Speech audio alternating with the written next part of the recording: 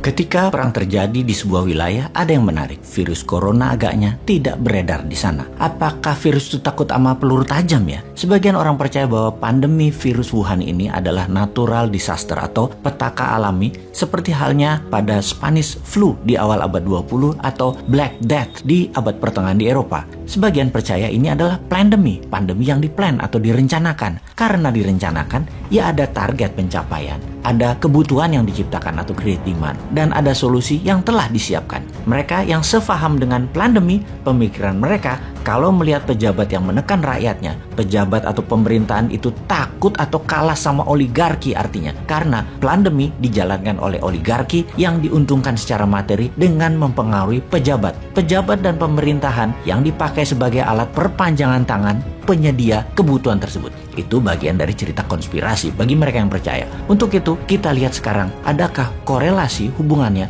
dengan perang di Ukraina versus pandemi. Juga sebelumnya kita kupas bagaimana taktik perang Rusia di Ukraina dan apa counter attack strategi bertahan dan menyerang baliknya Ukraina kali ini. Kita lanjut. Sebagaimana kita ketahui pada 24 Februari 2022, dalam waktu 48 jam atau 2 hari setelah serangan, kemajuannya sangat cepat hingga menjangkau lebih dari 80 km dari garis perbatasan. Salah satunya karena militer dan pejabat Ukraina tidak percaya bahwa Rusia akan masuk menyerang Ukraina. Kemudian serangan Rusia melambat, bahkan dalam 2 minggu setelah pencapaian 80 km tersebut, ternyata serangannya hanya menambah jangkauan 15-20 km saja. Hingga saat ini, hanya kota pelabuhan Mariupol yang luluh lantak. Kota nomor 2 terbesar Ukraina, Kharkiv, masih belum bisa ditaklukkan walau jaraknya sangat dekat dengan perbatasan Rusia. Kota nomor 3 terbesar Ukraina, Odessa, bahkan belum tersentuh banyak. Dan Kiev, ibu kota negara, masih aman, belum bisa terjangkau pasukan Rusia. Masih 30 km jarak pasukan Rusia terdekat untuk mencapai Kiev,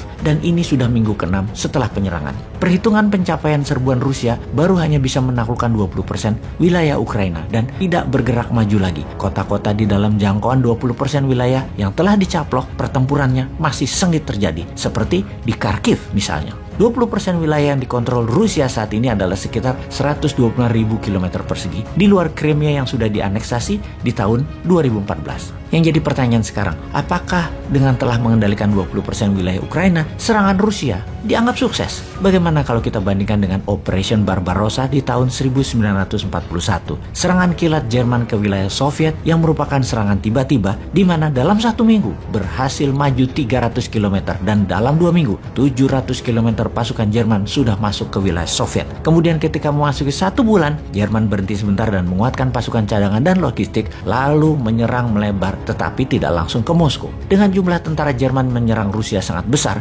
membuat di awalnya Rusia tidak memberi perlawanan berarti. Namun yang kita semua tahu, Operation Barbarossa, Jerman kalah dari Soviet. Kesalahan Jerman adalah salah waktu menyerang Soviet di musim dingin, dan salah membaca moral semangat tentara Soviet yang militan. Kita sekarang membandingkan dengan serangan sekutu ke Irak di tahun 2003, di mana dalam 1 minggu 300 km pasukan Amerika dan sekutu masuk ke wilayah ibu kota Baghdad, yang kemudian dalam 6 minggu, 1,5 bulan kemudian Irak takluk.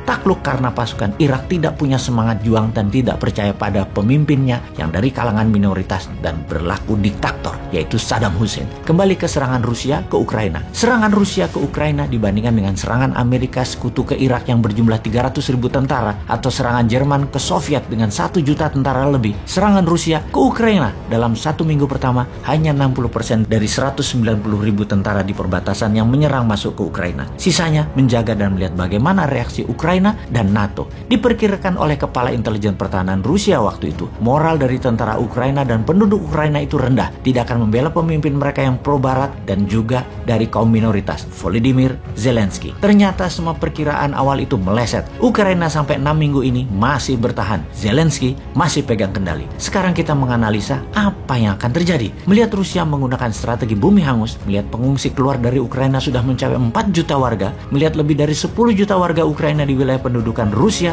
yang menguasai 20% wilayah sudah hampir kosong, agaknya bagi Zelensky keputusan terbaik pertama adalah menyerah ikut maunya Rusia, menjadi negara netral, tidak ikut NATO, melepas Donbas, menerima lepasnya Crimea, atau terus bertahan tidak menyerah namun terbuka untuk negosiasi, main panjang, selundupkan terus senjata dari perbatasan Polandia ke kota Lviv, tambah terus mercenaries dari pihak barat, geser penduduk ke sisi barat Ukraina, biarkan sisi timur kosongkan penduduknya, bertahan sporadis pakai serangan insurgensi dengan perang kota di wilayah timur Ukraina. Lalu ada lagi analisa yang sangat penting untuk kita pertimbangkan. Kita semua tahu, virus Delta adalah mutasi virus Alpha. Siapa yang terpapar Alpha tidak terpapar Delta. Lalu ada Omni, di mana yang terkena Alpha dan Delta ternyata tetap bisa kena Omni. Artinya apa? Ada dua artinya. Artinya, satu, vaksin tidak efektif karena sudah divaksin tetap kena, walau dengan perkataan yang penting tidak parah. Nomor dua, juga bisa berarti Omni bukan mutasi Delta, karena itu yang kena Alpha atau Delta tetap bisa kena. Maka, analisa gosip terbaru adalah kalau perang Ukraina cepat berlalu, kurang dari 3 bulan dari sekarang, maka tugas pandemi belum selesai. Ada Delta Crohn,